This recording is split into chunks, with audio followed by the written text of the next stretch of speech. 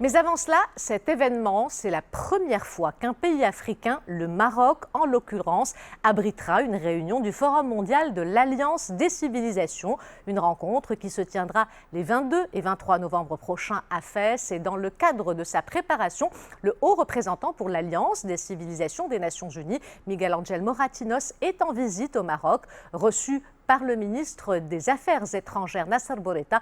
L'ancien chef de la diplomatie espagnole a exprimé ses remerciements à Sa Majesté le roi Mohammed VI pour son soutien à la tenue de ce forum mondial à Fès, ville, symbole de paix et carrefour des cultures et de civilisation. Des Nations Unies, 3 soldats de la mission multidimensionnelle intégrée des Nations Unies pour la stabilisation en République centrafricaine ont été tués. 3 soldats du bataillon bangladais, plusieurs autres ont été blessés dans l'explosion d'un engin dans le nord-ouest du pays.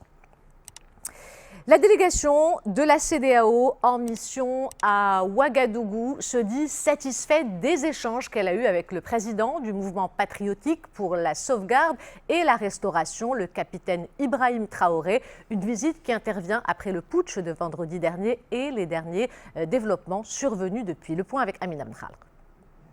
Une poignée de main entre le président en exercice de la CEDEAO, Umaro Sissoko Embalo, et le capitaine burkinabé Ibrahim Traoré qui a renversé vendredi dernier le lieutenant-colonel Damiba.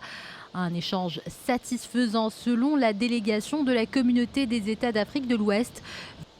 À l'international, toujours en Ukraine, la contre-offensive menée par l'armée ukrainienne continue de gagner du terrain dans l'est et le sud du pays.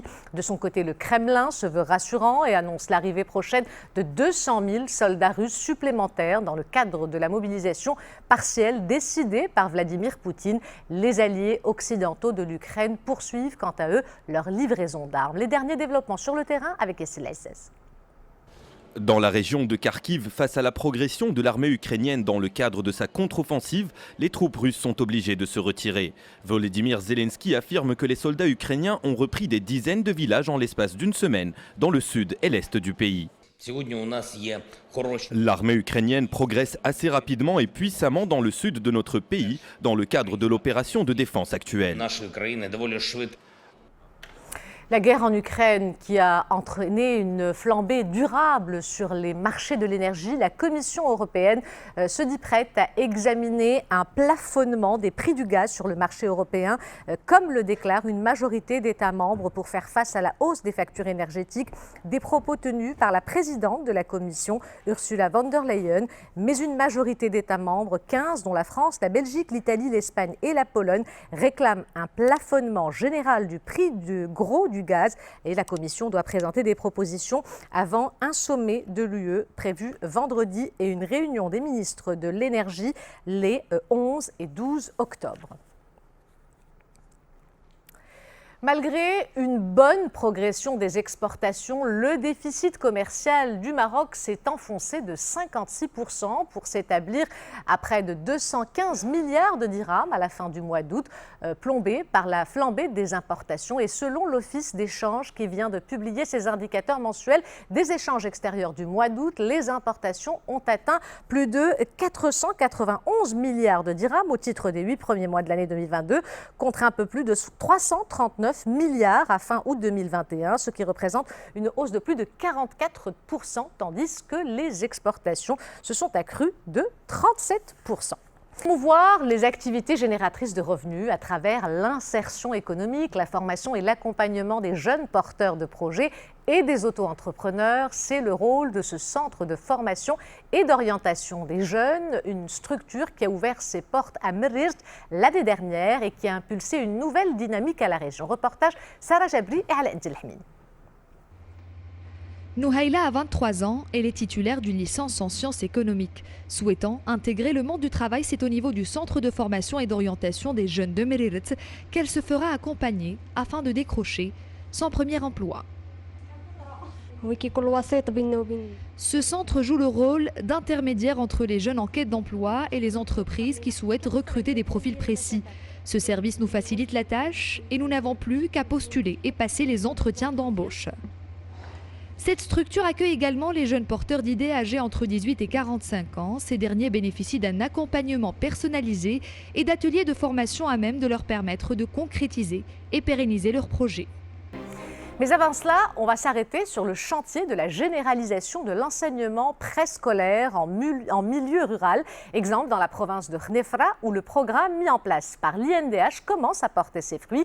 80 unités de préscolaire sont aujourd'hui opérationnelles, 12 en cours de construction.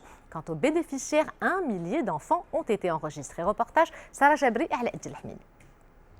Nous sommes dans l'une des unités d'enseignement préscolaire de l'Hri, petite commune rurale de la province de Hnefra.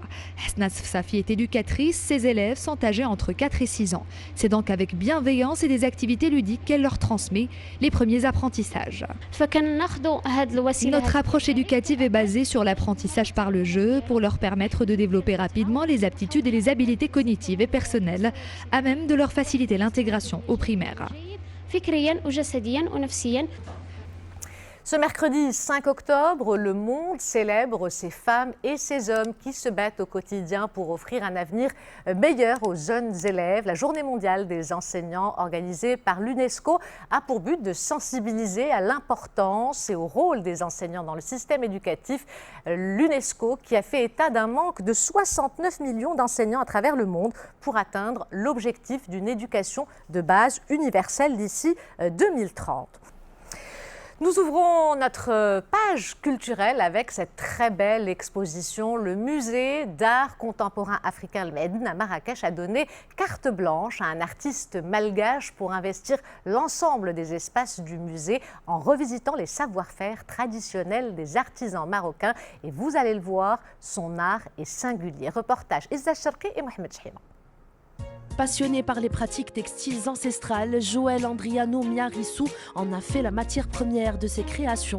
Un parcours polyphonique et immersif à travers lequel l'artiste engage des dialogues avec diverses approches et techniques artistiques. Une sélection d'œuvres qui rend hommage au Maroc et à son savoir-faire et qui constitue pour ce musée la toute première exposition monographique consacrée à un artiste contemporain. L'exposition est on va dire, un hommage à la terre, à la fois à la terre marocaine, mais aussi au savoir-faire marocain. Je manipule beaucoup de choses issues du savoir-faire, donc à la fois des œuvres qui sont faites avec du papier qui est fabriqué ici, des éléments qui viennent de la vannerie marocaine. C'est la première fois que le MACAL consacre toute une exposition et invite un artiste à s'emparer de l'ensemble des espaces du musée, un artiste contemporain. Premier ensemble musical multiethnique d'Italie, l'orchestre Piazza Vittorio s'est produit hier soir au théâtre italien de Casablanca. Ces 16 membres issus de 11 pays différents composent et interprètent une musique aux accents pluriels. Preuve, s'il en est, que la musique fait tomber les barrières linguistiques et les frontières. Reportage Abdelhalim Kawi, commentaire Samia Haris. Ils sont à la musique ce que la Tour de Babel est à l'humanité. L'expérience de l'orchestre Piazza Vittorio est sans doute unique au monde. Né en 2002 à Rome, au cœur d'un quartier regroupant différentes nationalités issues de l'immigration, il brasse des multitudes de sonorités musicales aux accents divers et se nourrit de différentes cultures sur un fond de rock, de pop et de jazz.